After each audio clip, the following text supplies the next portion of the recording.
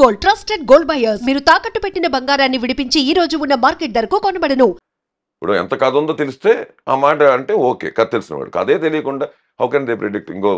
ఒకవేళ చేస్తే 6 hours కూర్చుంటావా? కూర్చోవు కదా. డబుల్ ఇంటర్వ్యూలు ఒప్పుకోరు కదా. ఇప్పుడు ఇవాళంతా టెస్ట్ మ్యాచ్ ఎవరు చూస్తున్నారు? 2020 అంతే కదా. 2020 మీద వచ్చేసారు ఇప్పుడు మొత్తం. అలాగూ నిజంగా ఒకసారి స్క్రిప్ట్ అడుగుతుంది, ఒకసారి క్రేజ్ అడుగుతుంది. ఇంగ్లీష్ వాడు ఉన్నాడు కదా, వాడు ఏం చేస్తాడు? స్క్రిప్ట్ దాచుకోడు, క్రేజ్ ఎక్స్ప్లైట్ చేసుకుంటాడు. ఓకే, ఈ కంట్రీ జరిగిందా వేరే కంట్రీ షిఫ్ట్ చేస్తాడు కదనే, అదే టైటిల్ ఉంటుంది. 200, 300, 400, 500 కంట్రీలు ప్లేస్ మారుస్తుంటాడు, యాక్టర్ మారిపోతుంటాడు, ఏదో చేసుకుంటూ వెళ్ళిపోతుంటాడు. పేరు మాత్రం వదలడు. Chain of that name will be there. అది ఈవిల్ డెడ్ అవని, ఎగ్జాసిస్ట్ అవని ఎన్ని సినిమాలు రాలేదు. అలాగా ఫైనల్ డెస్టినేషన్ అని ఎన్ని వచ్చాయి సిరీస్లు. అలా మీరు ఇఫ్ యూ టేక్ ఇంగ్లీష్లో అది వాళ్ళు రెగ్యులర్, వాళ్ళు కొత్త ఏం కాదు. అది అయిపోయిన సినిమాకి వచ్చిన టిప్పును ఒక లింక్ పెడతాడు, హిట్ అవుతే 2 తీస్తాడు. అలాగే మీకు ఇంగ్లీష్లో చాలా సినిమాలకి 2కి లీడ్ ఇచ్చి తీని సినిమాలు చాలా ఉన్నాయి. ఓకే, ఎందుకంటే వాళ్ళకి వర్కౌట్ అవ్వక, కథ రాక. ఎక్కడో ఎందుకు ఈ మధ్యన మన తెలుగులో జరిగింది బింబిసారా. బింబిసారా 2 ఉంటుంది అనుకున్నారు అందరూ. దాంట్లో కూడా కొంచెం అలాగే ఉంటుంది, క్లైమాక్స్లో 2 ఉంటుంది, బట్ తీలే. ఎందుకంటే టు బీ ఫ్రాంక్ విత్, నాకు దర్శకుడు బాగా క్లోజ్. అందులో మీరు చేశారు కదా, విత్ పర్మిషన్ చెప్తున్నాను. ఎందుకంటే అలాగే అంటే ఇప్పుడు ఆ రోజు నేను అడిగిన టైంకి కుదరట్లేదు, కథ కూర్చోవట్లేదు అన్నది నాకు వచ్చిన ఇన్ఫర్మేషన్. లేకపోతే చేయడానికి సూపర్ హిట్ సినిమా అది. సో అలా ఆగిన సినిమాలు కూడా ఉన్నాయి కదా. అయితే ఏదో చేసేయడం కాదు కదా, డబ్బులు వచ్చేస్తాయని. రేపేదో టక్కన తట్టచ్చు, అప్పుడు బింబిసారా 2 రావచ్చు, అది వేరే విషయం. ఎందుకంటే ఆల్రెడీ సూపర్ హిట్ సినిమా అది, దానికి 2 రావచ్చు, ఎప్పుడైనా రావచ్చు, అది వేరే విషయం. కానీ ఆ రోజు నేను అడిగిన రోజుకి పెద్దగా కథ కూర్చోవట్లేదు అన్నారు. ఓకే, అంటే it's not properly coming out for the audience. ఎప్పుడైనా ఫార్ ది ఆడియనే కదా. ఏమో డిసప్పాయింట్ అవుతారేమో ఎందుకులే అని చెప్పి పక్కన పెట్టారు. ఓకే సార్, మీరు చేస్తున్న క్యారెక్టర్స్, సో ఇంతవరకు ఈ ఎపిసోడ్ ఉంటుంది అని చెప్పేసి మీ క్యారెక్టర్ వరకు చెప్పేసి డైరెక్టర్స్ వాళ్ళు చెప్తూ ఉంటారు కదా సార్. అలాగే కేజీఎఫ్ విషయంలో సో ఫస్ట్ మీ క్యారెక్టర్ ఇది వానరం అని చెప్పేసి చెప్పారు, సో ఇలా ఉంటుందని చెప్పేసి నీల్ గారు ఎక్స్ప్లెయిన్ చేసిన తర్వాత ఫస్ట్ టైం థియేటర్లో కూర్చొని చూసేటప్పుడు మీ ఎక్స్పీరియన్స్ ఏంటి సార్? అంటే చాలా ఇంపార్టెంట్ క్వశ్చన్, బాగుంది. ఆన్సర్ చెప్పాల్సిన క్వశ్చన్, దానికి కొంచెం లీడ్ తీసుకుంటా. ఓకే,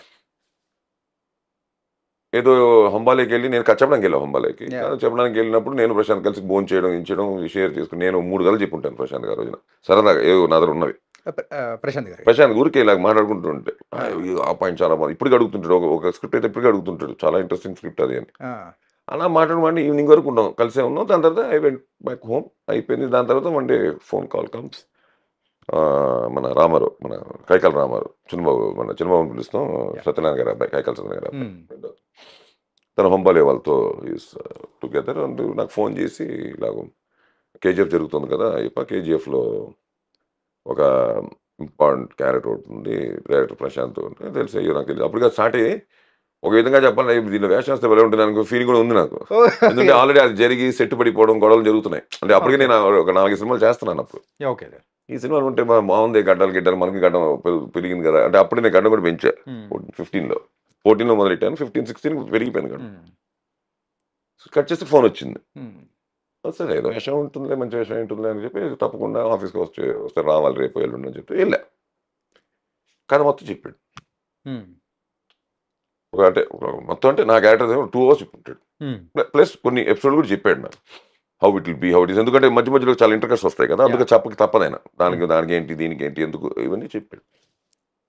ఇంట్రెస్టింగ్గానే ఉండింది, బాగుంది అనుకున్నాము. అన్ని వానరం అని చెప్పాడు, నీ పేరు చెప్పాడు. ఆ వానరం గురించి ఒక అరగంట చెప్పాడు నాకు. అసలు వానరం అనేవాడు కథ చెప్పకుండా క్యారెక్టరైజేషన్, అసలు ఆ క్యారెక్టర్ ఏంటి, అతను ఏమనుకున్నాడో చెప్పాడు, చాలా బాగా చెప్పాడు. అయిపోయింది.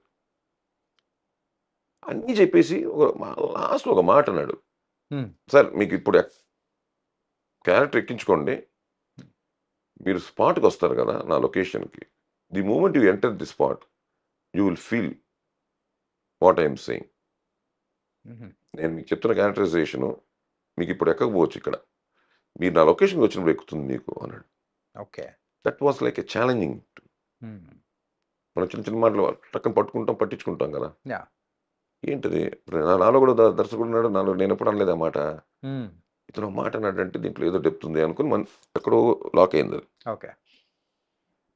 దాని తర్వాత మేనేజర్లు ఈనేజర్లు డేట్లు ఇచ్చారు, కేజీఎఫ్లో షూటింగ్ అన్నారు. ఇలాగే ఈవినింగ్ బయలుదేరాను, మధ్యాహ్నం బయలుదేరాను డైరెక్ట్ లొకేషన్ రమ్మన్నారు. రూమ్లో లగేజ్ పెట్టుకొని లొకేషన్ వచ్చేటి కేజీఎఫ్లో స్టే అన్నారు. 3 hours 4 hours పడుతుంది బెంగళూరు నుంచి.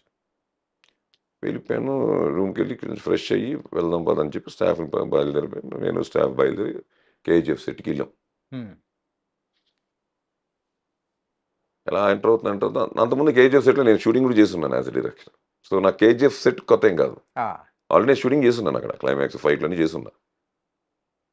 అలా వెళ్తూ నాకు తెలుసు ఒక కర్వ్ అయిన తర్వాత అలా తిరిగి లోపలికి వెళ్తే కారు అలా వస్తే రైట్ సైడ్లో ఉంటుంది సైనైడ్ మైనింగ్